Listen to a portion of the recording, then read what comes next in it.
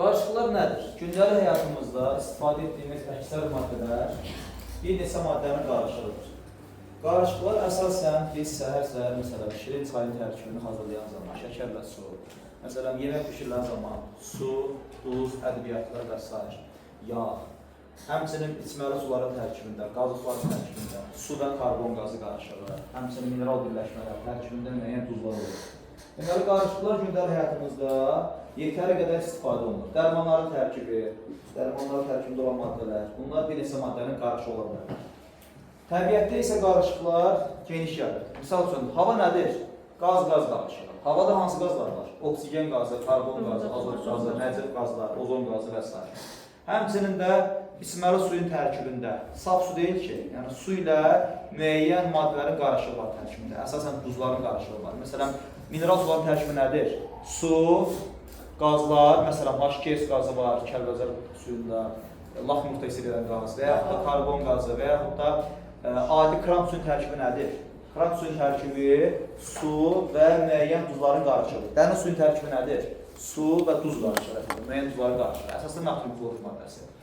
Deməli, qarışıqlar da gündəlik həyatda, təbiətdə çox geniş yayılmışdır. Məsələn, The Living Sea proqramında, orada kitabınızda var. Bəli, orada deməli belə izah olunur. Aralıq dənizi ilə Atlantik okeanının kəsişdiyi Cəbəl Tariq boğazında Aralıq dənizinin suyu ilə Atlantik okeanının suyu üzrə qarışır. Həmçinin də sonradan kəşf olundu ki, digər okeanların suları da və dənizlərin suları da kəsişən zaman, əgər bu dənizlərin arası sərhəd varsa da, ya kəsiş nöqtələri varsa da, bunların suyu bir-birinə qarışmır. Onların suyunun fərqi hiss olunur, rəngdə, gözlə görünür. Nəyə görə? Hər bir dənizin, okeanın özünün öz duzluğu, öz suyunun qatılığı müxtəlif olduğuna görə bunlar bir-birinə qarışmır. Sonradan da tam elmi araşdırma ilə kəşf olunur, sübut olundu. Deməli, qarışıqlar nəyə deyilir? Qısa konkret deyək. Ən azı 2 və daha artıq saf maddənin fiziki yolla qarışması. Ən azı 2 və daha artıq saf maddənin fiziki yolla qarışması. Demək, qarışıqlar əsasən 2 yerə bölünür. Tərkibi gözdən görsənə bilməyənlər, açıq gözlə tərkibi görünməyənlər, homogen qarışıqlar, homogen. Homogen mənası homo eyni, genezis mənşəli, eyni mənşəli, homogenis, yəni eyni mənşəli. Bir də var heterogen qarışıqlar, heterogen. Heterogen. Yəni heterogenləri genezis mənşəli. Biri var ki, gözündən görürsə, məsələn, havada hansı qazlar var? Oksigen, azot qazı, karbon qazlar. Havadakı qazları açıq göz görürsünüz, təmiz havada, yox. Yəni, hamısı rəngsizdir və nədir? Eyni cinsdir. Yəni, eyni cins forması ona görə gözlə görsənir. Məsələn, evdə şəkərlə su, şirin çay. Tərkibi görürsünüz, qarışdırandan sonra şəffaf formada qalırsa görsənməkdir. Və yaxud da duzla su qarışır. Duz suya tökürsünüz, həll edirsiniz. Və yaxud qazlı sular. Ağzı bağlı halda, məsələn, içməli qazlar var da, onun tərkibi gözlə görsənir? Yox. Çünki tərkibində karbon qazı həll olmuş haldadır.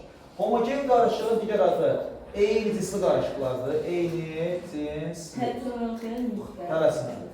Həmçinin də həqiqi məhlullar.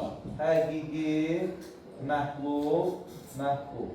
Bunlar hamısı gedir, bunların adı. Yəni, homogen qarışıqlar, eyni cinsli qarışıqlar, həqiqi məhlullar və yaxud da bir cins qarışıqlar. Bir cinsli. Yadda saxlayın. Bunların mənası eyni fayda verir. Homogen qarışıq, eyni cinsli qarışıq, həqiqi məhlul və yaxud da bir cinsli qarışıq.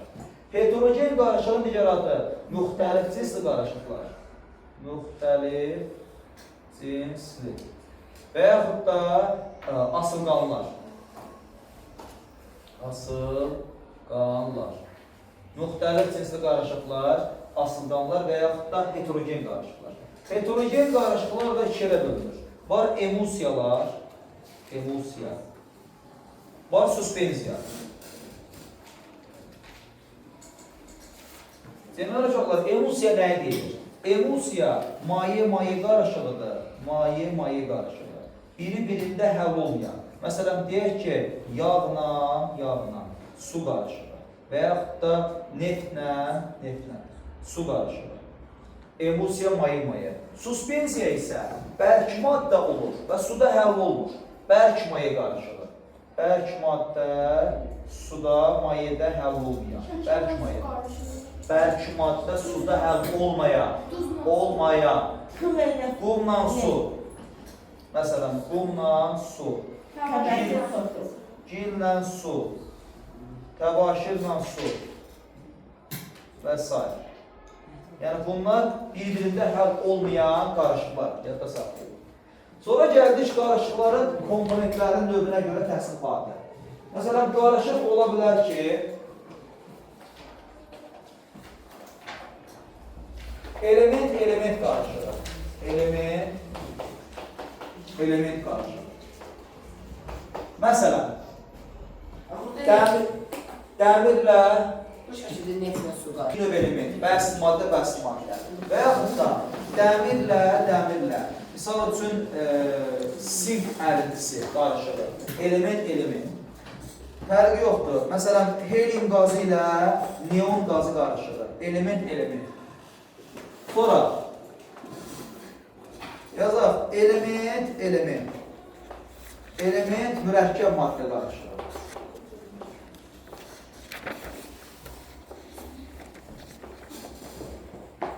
Məsələn, element mürəkkəb maddə. Oksigenlə su qarışığı. Oksigen element, bəsit maddə, su mürəkkəb maddə. Məsələn, karbon qazı ilə azot qazı qarışığı. Element qarışığı.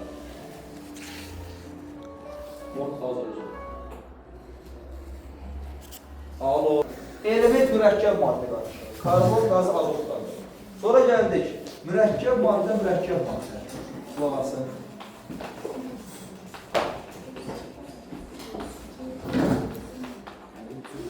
Mürəkkəb maddə.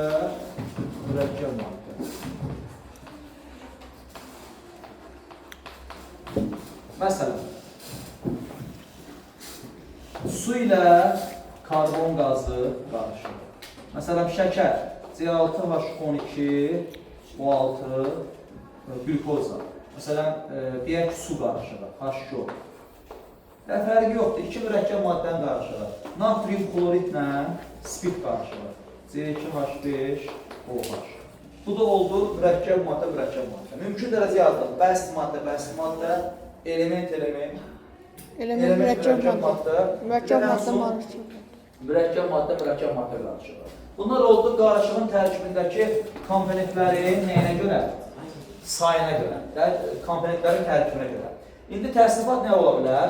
Qarışıqların aqreqat halına görə. Məsələn, qarışıqlar var, yazaq aqreqat halı. Qulaq asın. Aqreqat halına görə. Məsələn, var qaz qarışığı. Qaz qarışığı. Misal üçün, havadakı oksigen qazı, azot qazı, karbon qazı və s. Hamısı qaz halındadır. Qaz qarışığı. Sonra ola bilər, məsələn, qaz mayı qarışığı. Mayədə həll olan qaz, məsələn, karbon qazı, su qarışığı. Ola bilər, maye qarışığı. Hər iki maddə maye halındadır. Maye qarışığı. Məsələn, su ilə H2O2. Baxın, bu başqa maddədir H2O2, başqa maddədir. Bu sudur, bu hidrogen peroksid demişdik buna. Yaranı sağaldan, açıq yarada istifadə olunur. Maye qarışığı. Sonra nə qaldı? Qaz maye, bərk maye qarışığı. Bir maddə bərk halda, digəri maye halda. Məsələn, duzla su. Natrium klorid, duz, suda gələr H2O su. Bərk maye qarışığı. Sonra ən son nə gəldik? Bir də ən son bərk qarışığı. Bərk qarışığı. Bərk qarışığı nə ola bilər? Məsələn, bir-birində həll olan qarışıqlar var, həll olmayanlar. Bir-birində həll olanlar, ərintilər. Metal qarışığı. Məsələn, dəmirlə mis qarışığı. Dəmirlə misi əridir, bir-birində həll edilir. Qızılda da məsələn dəmirlə. Qızılın tərkibində mis ola bilər, sink ola bilər və yaxud da az qızılın tərkibində gümüş ola bilər. Məsələn, qızılla mis qarışığı, sarı qızıl və yaxud da qızılla gümüş qarışığı, ağ qızıl və s. Bunlar bərk bir-birində həll olan qarışıqdır. Bir də var, bir-birində həll olmayan bərk-bərk maddə qarışır. Məsələn, o da ola bilər də. Qumla. Bərk, məsələn, nə ola bilər? Qumla, CO2. dəmir.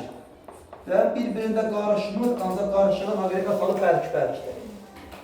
İndi buna görə gəlin, burada bunu baxa bilərik, burada da yaza bilərik ion sistemləşdirir. Deməli, dedik, qarışıqlar əsasən komponentlərin bir-birində qarışmasına görə ikiyə bölündü. Homogen və heterogen. Homogen bir-birində qarışanlar, heterogen qarışmayanlar. İndi orada qarışanlar və qarışmayanlar da var. Məsələn, heterogendən baxın, bunlar nədir? Maye qarışıqları bir-birində həll olmayanlar. Baxın, maye. Bunlar isə bərk-maye qarışığı bir-birində həll olmayan suspenziyalar. Bunlar oldu qarışıqların komponentlərinə görə, aqreqat hallarına görə mümkün dərəcədə təsnifatı. Məsələn, insan orqanizmində də bizim qanımız qarışıqdır, buffer məhduddur. Qanımızda müxtəlif qida maddələri də var, qanda. Eritrositlər, leykositlər, trombositlər, bunlar qanın əsas tərkibidir. Bir də qan plazması var. Qan plazması tərkibi nədir? Əsasən su və mineral birləşmələrdir bunların tərkibindəki suda həll olmuş halda. Ona görə qanımız homogen qarışıqdır. Yadda saxlayın. Nə? Plazma olmasa, əgər qanın tərkibində, qanda ancaq olacaq formalı elementlər. Yəni ki, trombositlər, leykositlər və s. Yəni o, belə deyək də, lazımi qida maddələri olmadıqdan sonra insan bədənində enerji ehtiyatı, enerji bərpası olmaz. Onlar hamısı qan nəyə lazımdır? Bütün toxumu orqanları tənəyə təmin edir. Oksigenlə, müəyyən qida maddələrlə ki, enerji çevirir onu. Enerji formasında da orqanlar işləyir, fəaliyyət göstərir. Onun tərkibində plazma olmasa, əlbəttə ki, problem olar. Belə, bu qədər.